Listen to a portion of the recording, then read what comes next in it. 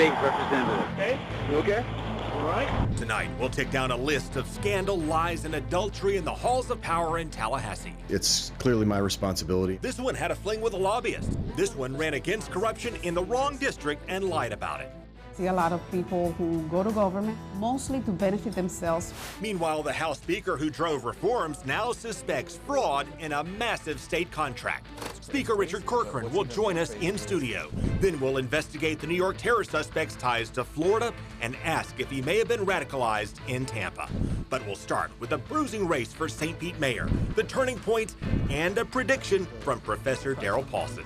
This is Money, Power, and Politics.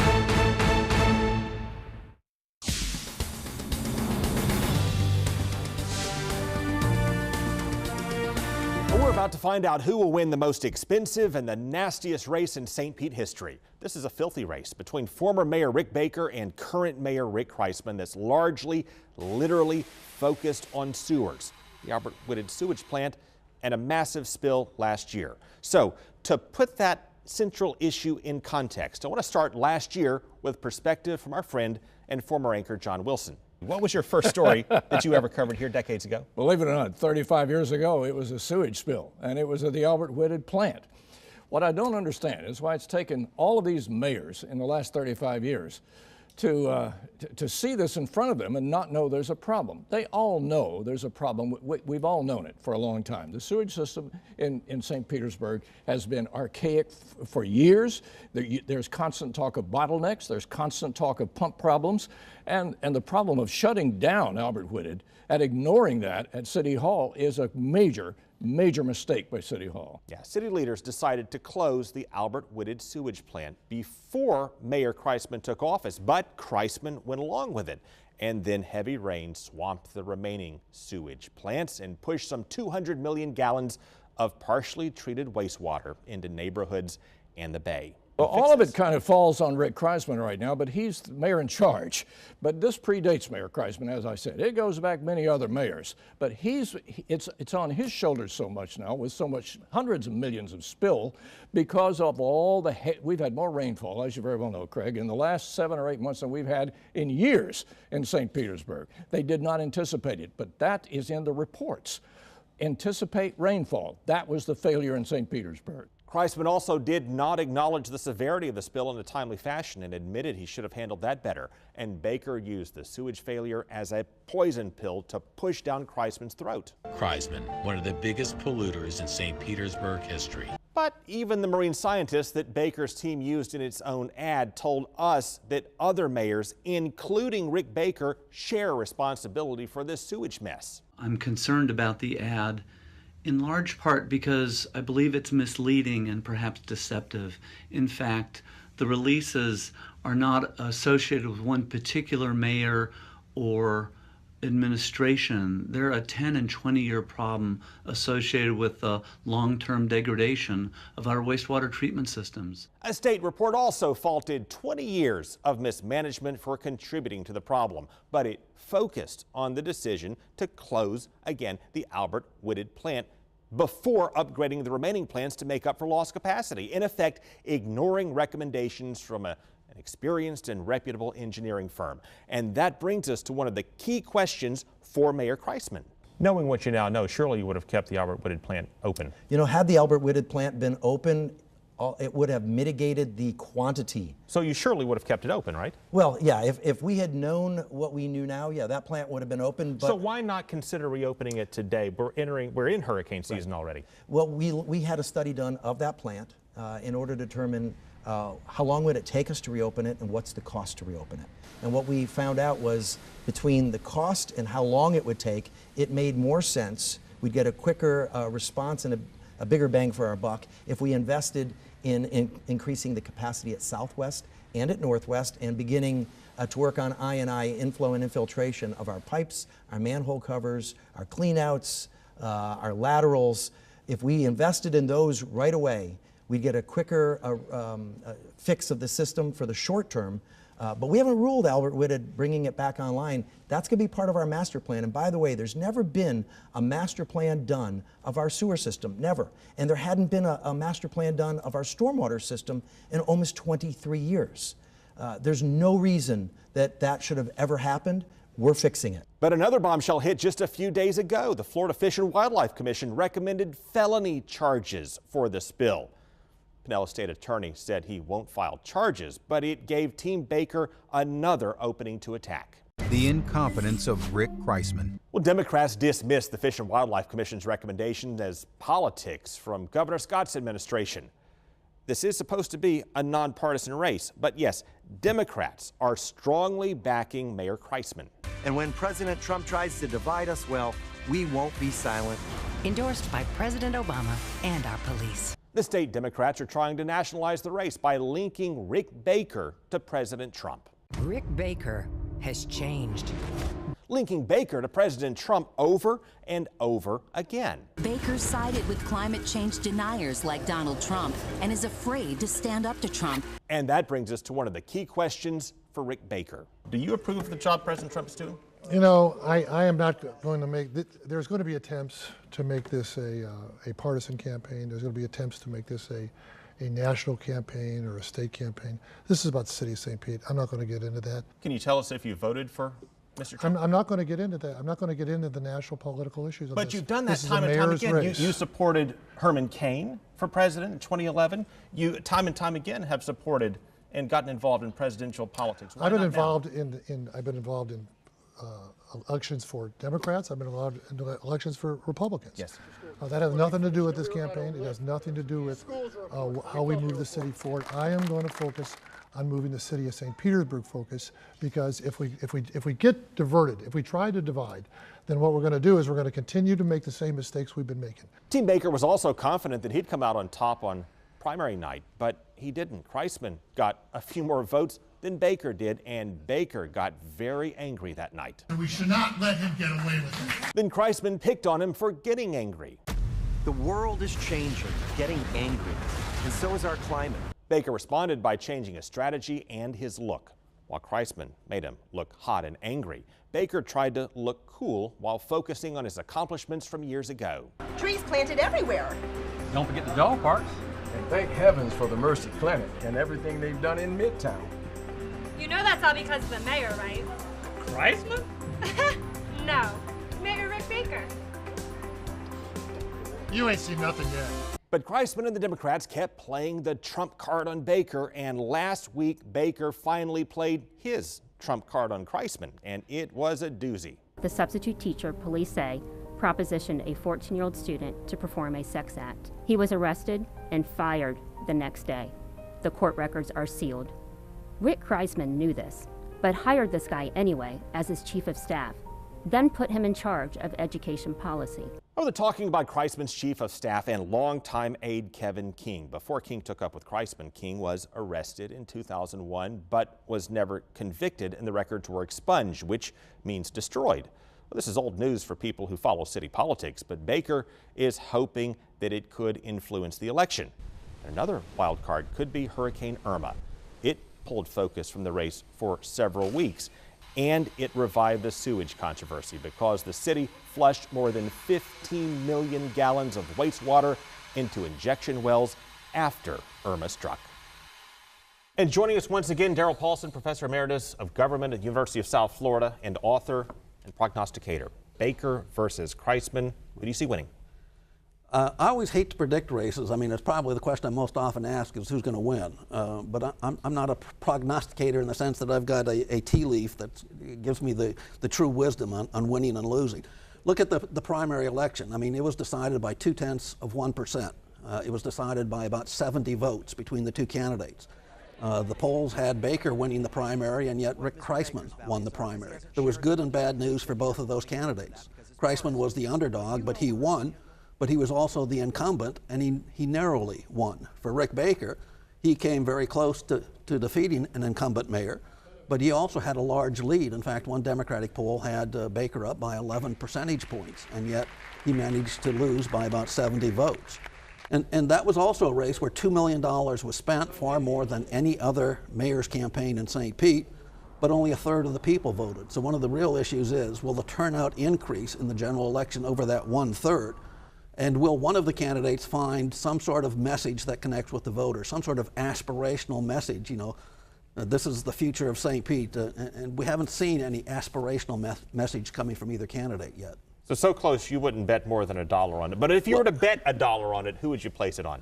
Well, you would always have to go with who won the primary, you know, Kreisman won the primary when he wasn't expected to, so you'd have to say the odds go to him.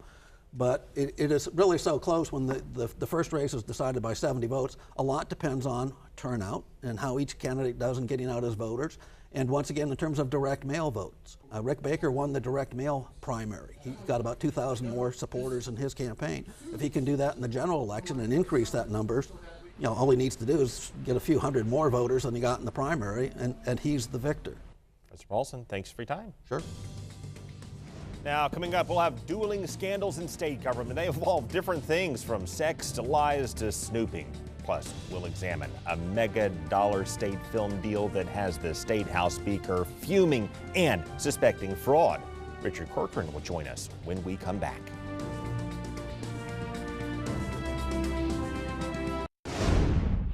We've seen a lot of state lawmakers embarrass themselves through the years. We caught the senator who railed on voting problems, for example, voting in the name of an absent colleague without his consent. From the outside looking in, it can look very bad. Votes without permission. Yes, I in fact saw a non-member hit someone's button. And I thought, oh my gosh, has it gotten that bad?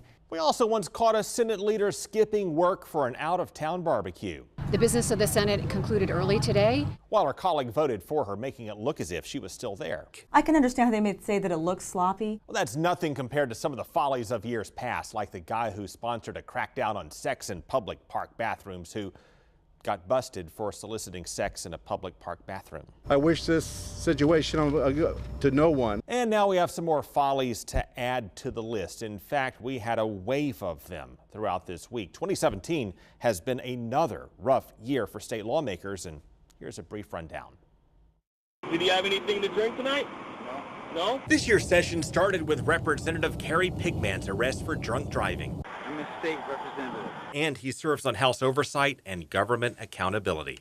He later apologized for embarrassing himself and others, but others would fall after him. Okay, you okay? You all right? When we first met Senator Jeff Clements 2 years ago, we discovered he had an ethics fine for not reporting his finances as a sitting member of the Senate Ethics Committee. It's clearly my responsibility, and what I need to do is get over to the Division of Elections and figure out why I wasn't able to file that properly. Back then, he said he needed help. I need to find somebody who can file these reports for me and make sure that it's done properly. Now fast forward to this week. His peers promoted him to the incoming minority leader until a lobbyist revealed their affair and he quit. Meanwhile, we discovered the Senate leaders changed the rules on reporting sexual harassment so victims could no longer complain to Human Resources. They'd have to go to one of their bosses, someone like Jeff Clements, instead. And then we learned someone has been spreading grainy pictures of State Senator Jack Latvala kissing a lobbyist on the lips after dinner.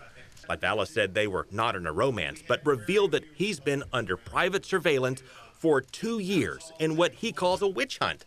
And on top of that, we learned a private eye has been recording the comings and goings of several lawmakers outside of their condos. Senator Oscar Brannan said he suspects disgraced ex-Senator Frank Artilles is behind that. Artilles quit this year after slinging the N-word in front of members of the Legislative Black Caucus. It was a private conversation and ended up being in the press. We don't know who ordered the snooping on the lawmakers, but another one fell Wednesday morning. I'm Daisy Baez, and I'm running for State House for the same reason, to give back. Representative Daisy Baez fell because she admitted to perjury after running on the promise of fighting corruption. What I see is a lot of corruption. I see a lot of people who go to government mostly to benefit themselves personally or their families or their friends. She did not live in the district she served, lied about it to prosecutors, and also quit. Meanwhile, the House Speaker demanded more transparency in state spending, and with that, we're learning much more about a film deal with Visit Florida that has raised some big red flags with House leadership. There's no correlation between what we're spending and what we're getting in return. House Speaker Richard Corcoran has ripped spending at Visit Florida, the state's marketing arm. Now he's focusing on Visit Florida's deal to develop a cooking show with Emeril Lagasse and another deal to develop a show promoting Florida as a fishing destination. A State House spokesman said during the course of the House investigation, they uncovered contracts that raised questions about whether the state has been the victim of possible fraud. So, a House panel subpoenaed the contractor, Matt Media, to appear at the House of Representatives with documents on Monday morning. Okay, we're back now with Florida House Speaker Richard Corcoran. Thank you once again. Thanks for having me, Craig. You've been digging into spending a Visit Florida now for years. What do you make of the producer of Emeril Lagasse's cooking show getting paid upwards of $18 million by Visit Florida for what we got? Oh, it's crazy, but what's even more crazy is, listen, last year we said to Visit Florida, we want to see all your contracts, and as you recall, they said, none of your business, and we said, no, we're the legislature, we're going to get them. We had to take them to court, but we finally got to see all these contracts. Now we've been able to go through these contracts. We also passed legislation with the governor's help and with the Senate's help that now has accountability. Everything has to be posted online. We get to see every contract. The large contracts we have to jointly approve as a House and Senate. All of these are drastic improvements. But now, in going through those contracts, we asked that producer, where did the money go? And he literally just said, none of your business. I don't go to heck. He doesn't even care. This is taxpayer money. The legislature, a House of Representatives, we sent out subpoenas, and we're going to subpoena his backside. He's going to come. He's going to testify. He's going to show this documentation. And if he misspent 1 penny of taxpayer money, we will hold him to full account. And if it goes the way I suspect, his issue won't be the legislature. His issue will be a prosecutor. Do you suspect then there is fraud? I do. Why wouldn't you turn it over? If there was nothing wrong, if everything you did was on the up and up, why wouldn't you give the elected officials, when you took taxpayer money, why wouldn't you show us what you spent that money on?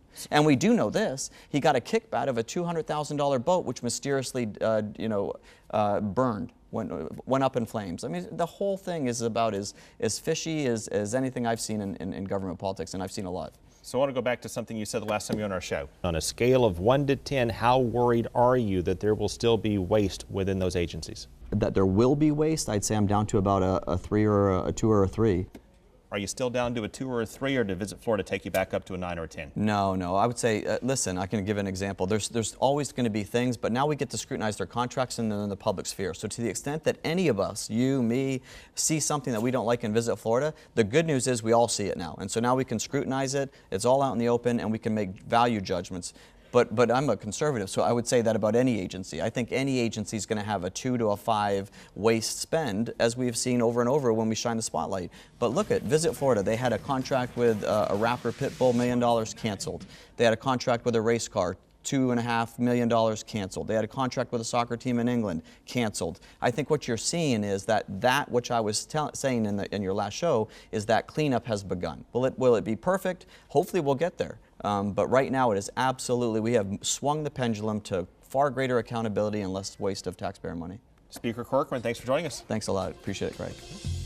Now, coming up, New York's governor said the New York terror suspect was radicalized in the United States and he lived for a while in the Tampa area. So we'll ask retired FBI agent Dave Couvertier to connect the dots.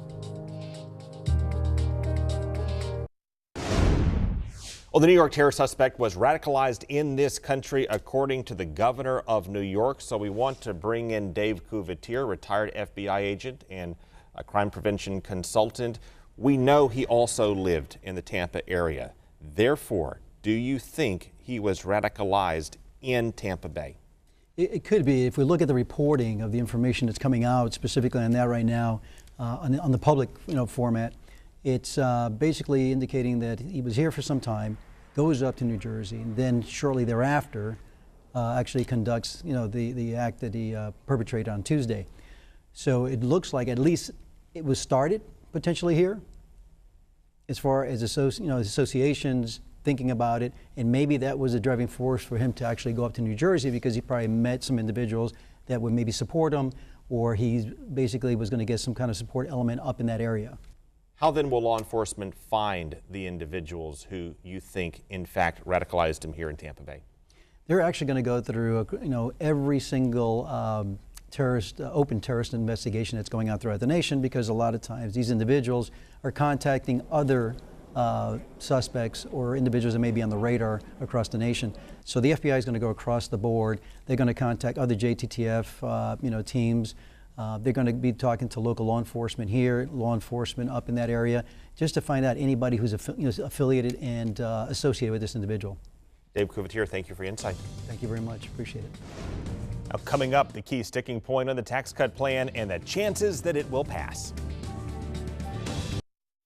Right now, the chances the tax cut plan in Congress will pass probably better than 50%, 60% plus at this point. It heads to Ways and Means in the House next week, then on to a full vote in the House, with the Senate planning to take up this tax reform plan the week of Thanksgiving. Leaders want to pass it right around Thanksgiving Day. But if that timetable stalls, the chances will significantly go down because special interests will get more and more involved in trying to change it. Critics will have more time to ramp up their attacks, including Democrats who say this is a giveaway to the rich, and also fiscal conservatives as well, concerned very much about the debt. A key point here, perhaps a landmine, not a big factor for people in Florida. There is a cap on mortgage interest deductions that won't affect most people here. There also is an attempt to remove the deduction for state income taxes. We don't pay that here in Florida. Other states like California and New York, that could be a big deal, and Republicans in those states could in fact take this plan down. We'll continue to follow it throughout the week on Fox 13 News.